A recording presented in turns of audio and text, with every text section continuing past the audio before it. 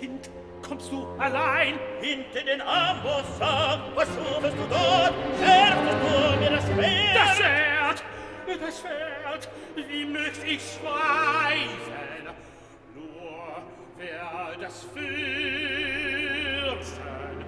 nie erfuhr, schmiedet Nord um neu.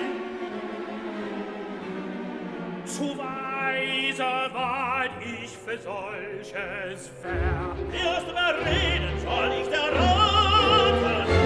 Wo nehm ich redlichen Rat? Mein weises Haupt hab ich verwendet. Verfallen verlor ich's an den, der das Fürchten nicht gelehrt. Sind mir das Plaudern, wirst du mal flehen? Wollte ich dem, des Fürsten kennt. Doch das ließ ich dem Kinde zu lehren.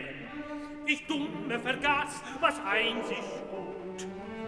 Liebe zu mir sollte lernen, das gelang nun leider faul.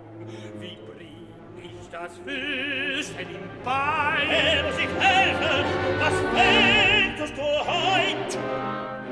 Dich nur besorgt, versank ich in Sinnen, wie ich dich Wichtiges wie. Bis unter den Sitz warst du versunken, was Wichtiges fandest du da?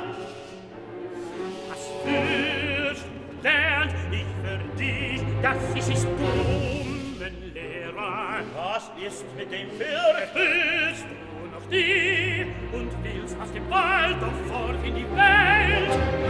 Was kommt es beste das Schwert, blieb dir das Fürsten fern? Vollen Rat findest du wohl.